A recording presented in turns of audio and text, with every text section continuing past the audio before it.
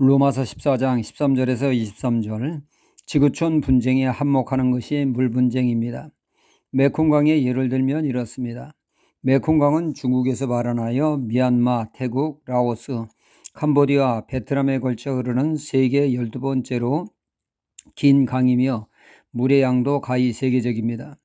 메콩강은 식수와 농업, 어업에 큰 유익을 가져다 주었습니다.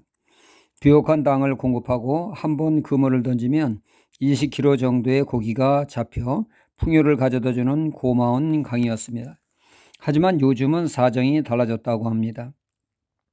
중국이 식수와 전기를 얻기 위해서 자그만치 11개 수력댐을 세워 물을 가두어둠으로 인해 하류 지역에 수심이 급격히 낮아져 어업에도 농업에도 막대한 피해가 생겼다고 합니다. 이로 인한 물 분쟁의 문제가 대두되고 있습니다. 어느 그리스도인이 농사를 짓습니다. 특히 그는 농사를 짓는데 논에는 반드시 물이 있어야 합니다. 물이 마르면 논바닥이 거북이 등처럼 쩍쩍 갈라져 벼가 죽게 됩니다. 그래서 논에는 늘 물이 있어야 하죠.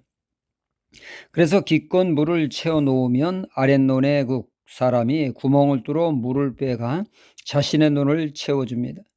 이에 그리스도인은 그 구멍을 막아 자신의 논을 채웁니다. 물이 부족하다 보니 이러한 일이 발생한 것이죠. 자신의 물을 지키기 위해서 부득불 구멍을 막습니다. 내 물을 지키는 일이지만 마음은 무언가 편치를 않습니다. 그는 속으로 말합니다. 나는 내 권리를 주장하는 것이요 아무런 잘못이 없다. 하지만 이때 성령께서 감동을 주십니다. 남이야 죽든 말든 그런 것은 개의치 않고 자신의 권리만 챙기는 것이 그리스도인의 삶인가? 이 물음에 그는 답을 할 수가 없었죠.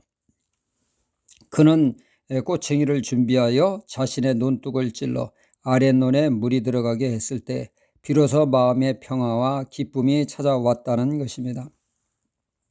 오늘 말씀 13절에 그런즉 우리가 다시는 서로 판단하지 말고 도리어 부딪힐 것이나 거칠 것으로 형제 앞에 두지 아니할 것을 주의하라. 21절에 고기도 먹지 아니하고 포도주를 마시지도 아니하고 무엇이든지 내 형제로 꺼리끼게 하는 일을 아니함이 아름다우니라.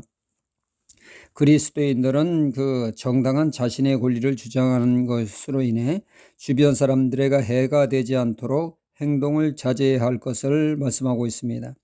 나의 행동이 하나님의 말씀에 위배가 되지는 않지만 그 행동이 믿음이 연약한 자들에게는 얼마든지 시험거리가 될 수 있는 부분이 있다는 것입니다. 그러니 나의 행동으로 인해 남들의 신앙에 걸림돌이 되지 않도록 주의하라는 말씀입니다. 덕이 되지 않는 행동은 자제하라는 말씀입니다. 어느 TV에서 먹방 프로그램을 진행하는데 출연자 중에 한 사람이 예전에 방성계에 몸담고 있다가 신학을 하여 목회자가 된 사람이 있었습니다. 그분이 그 후배들과의 식사 중에 술을 따라 마십니다.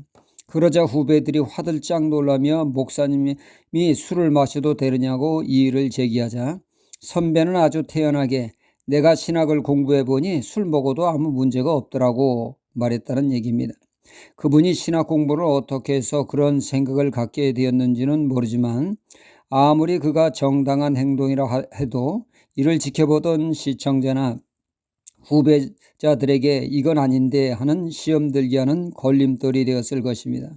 그러므로 말씀은 내 자유가 얼마든지 남들을 시험 들게 할 수 있으므로 남들의 믿음을 세워주는 디딤돌의 삶을 살라고 말씀하고 있습니다. 그럼 우리는 늘 양보하고 자제하고 남들 눈치나 보며 사는 피곤한 인생을 살아야 하나 부담스럽게 받아들일 수 있습니다. 우리가 그렇게 살아야 할 이유는 우리가 사랑에 빚진 자에게 그런 삶을 사는 거 특출난 삶 아니요 상받을 만한 특출한 삶이 아닙니다. 그리스도인은 마땅히 그런 삶을 살아야 합니다. 주님이 십자가에서 내게 주신 그 은혜와 그 사랑을 우리도 형제와 이웃들에게 흘려보내야 할 사명이 있기 때문입니다. 책임이 우리에게 있다는 얘기죠. 나의 절제된 삶을 통하여 또 다른 형제를 신앙에 바로 세워주는 일을 감당해야 한다는 말씀입니다. 요한 1서에서는 형제를 위해 죽는 것이 마땅한 삶이라고까지 말씀하고 있습니다. 우리 안에 내주하시는 성령님의 인도를 따라 하나님의 뜻을 따라 살 때 마음의 평화가 있고 평강이 있으며 영혼의 기쁨이 있는 축복된 신앙이 됩니다. 그리하여 남들도 또 나도 은혜 가운데 신앙이 바로 설 수 있는 은혜의 신앙이 됨을 믿습니다. 할렐루야.